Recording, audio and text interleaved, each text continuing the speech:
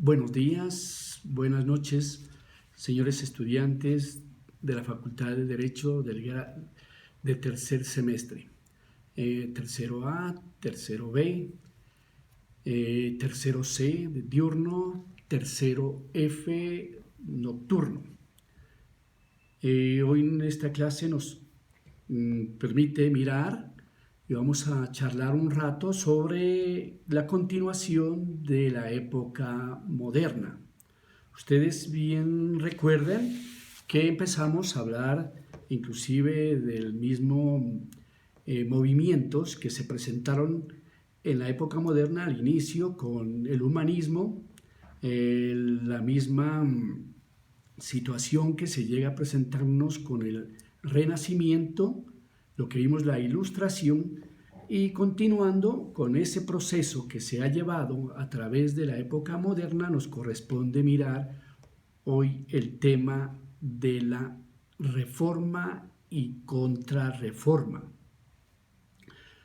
Empezaremos hablando como algo de motivación con ustedes lo que es una reforma. ¿Para qué se hace una reforma? Ustedes llegarán y se preguntarán inclusive, ¿por qué se hace la reforma inclusive aquí en Colombia, la reforma constitucional? A nivel general, pues la reforma se hace para algo, para mejorar, no solamente inclusive en nuestro país, sino también es una reforma que hacemos de nuestra vida, de nuestro hogar, inclusive para nuestra nación. La reforma inclusive nosotros podemos decir que es para algo mejorar, algo que ya está hecho, pero en nuestros momentos vamos a llegar a mejorar. A eso llegamos a hacer una reforma. Es como llegar a decirnos, nosotros vamos a reformar nuestra casa, nuestra habitación, nuestro vivir en cada instante. A eso vamos a llegar a lo que es una reforma. Entonces, ¿por qué vamos a hablar de una reforma, digamos, católica? ¿Por qué se llegó a realizarse eso? Una reforma de la Iglesia Católica. ¿Por qué sucedió? Es primero que todo una reforma que se da en la Reforma Protestante, es un movimiento religioso cristiano que se inicia inclusive muchísimos siglos atrás, inclusive empezando con situaciones que se llegan a realizar desde el siglo XIV. De ahí empieza a hacerse una reforma. ¿Por qué? Porque se dan cuenta unos pensadores, unos teólogos, que con la situación que se vive, que se está viviendo la iglesia en esos instantes, hay personas tan importantes de la misma iglesia que se dan cuenta de un abuso que realiza inclusive desde la cabeza, empezando con la cabeza de la Iglesia Católica, que es el Papa, el alto clero.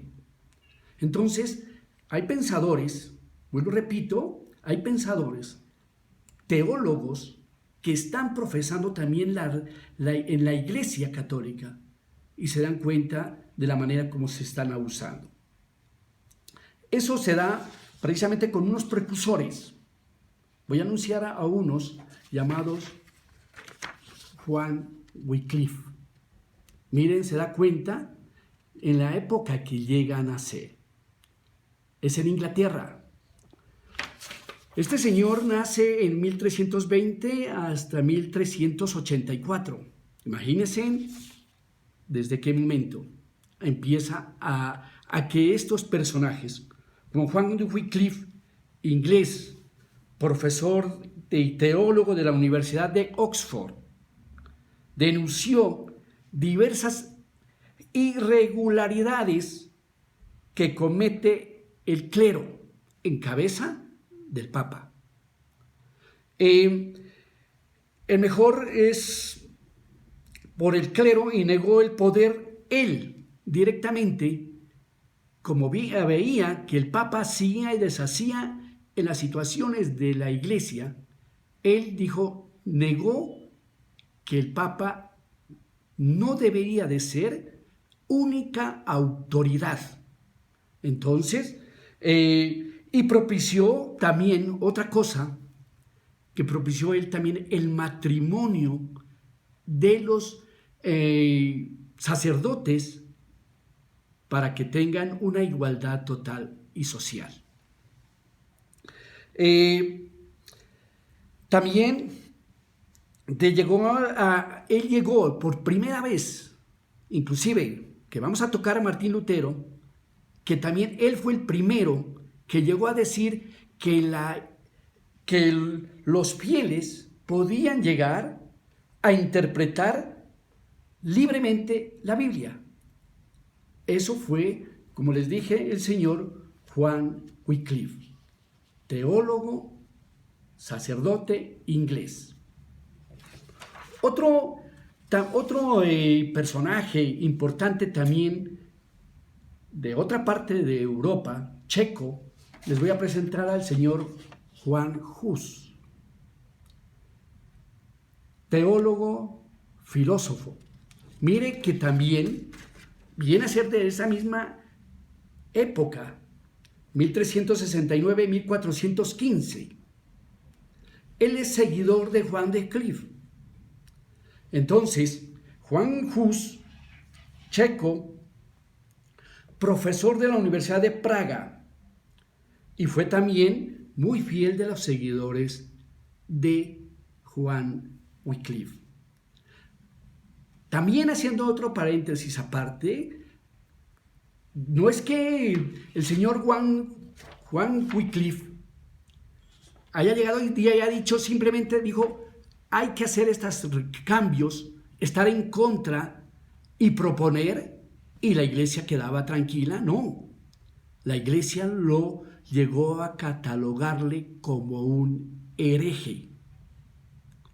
Inclusive fue excomulgado, que por primera vez llegar a excomulgar la iglesia es como llegar a decirle que era un anticristo. Pero él seguía adelante en sus situaciones. Esas ideas, precisamente las siguió el señor Juan Hus. Todas esas, inclusive a este señor Juan Hus, la iglesia, entre ellos la Santa Inquisición, lo llegó a condenarlo a muerte y fue quemado, que era el peor castigo que sucedía en esos entonces. Eso, como llegamos a hablar sobre unos señores precursores, que ustedes miren, se dan cuenta que eso no es actualmente o ha sucedido en la época moderna, sino que viene prácticamente desde su época medieval. Hay unos antecedentes también que se llegan a realizarse a partir del siglo XVI. Mire cómo estamos entrando ya a lo que nos corresponde en los temas que hemos visto, que hemos vivido a través de la época moderna. Eso fue un movimiento, como comencé al comienzo a decirles, que es un movimiento aislado, pero de una manera que está tocando lo que es la parte de la religiosidad. Eso fue una situación política. ¿Por qué? A muchos líderes políticos, e inclusive reyes, príncipes políticos de Europa e inclusive de Alemania, también deseaban que la iglesia no tuviese un solo dirigente, que no esté solamente en una sola persona, en una sola cabeza, que era el Papa de ese entonces.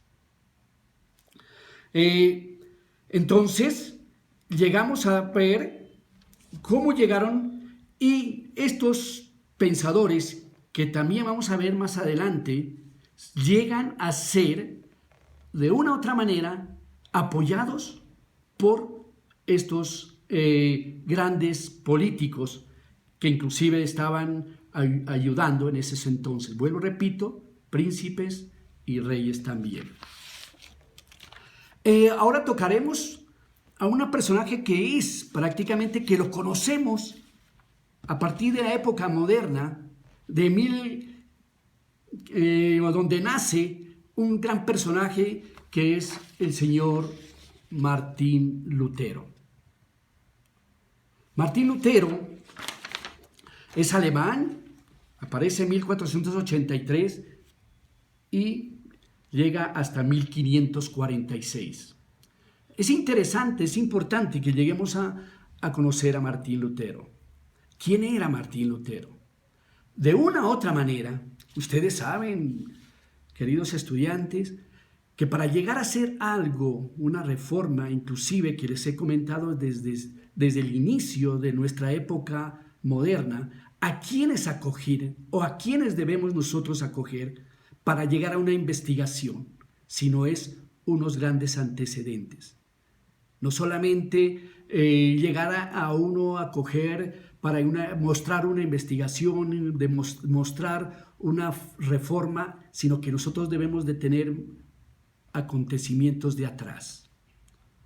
Martín Lutero es un interesado porque él también se interna con la misma iglesia. Con la misma iglesia vive lo que inclusive vivieron sus antecesores, que eran lo que comentamos anteriormente, Juan Hus, Juan Wycliffe.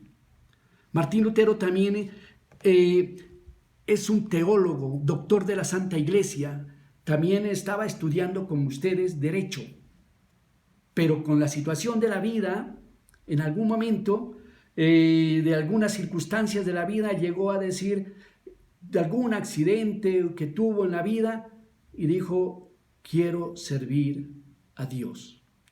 Y de esa manera llegó a internarse, a integrarse, a estudiar y a ser parte del clero.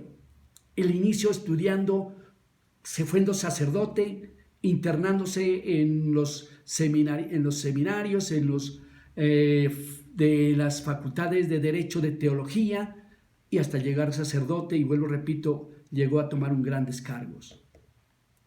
Martín Lutero lee también a Juan Hus, a Juan de Cliff, inclusive va hacia sus antecedentes de la misma iglesia, de la misma religiosidad. Entonces Martín Lutero, como les dije anteriormente, se interna, pero él vive con una situación que a él lo acongoja en su interior, y por eso es que para salirse de como lo que estuviese castigando internamente, dice, voy a conocer el centro de la iglesia. Siendo alemán, en Alemania, va al centro donde se situaba lo que era la iglesia católica, a Roma. Ahí observa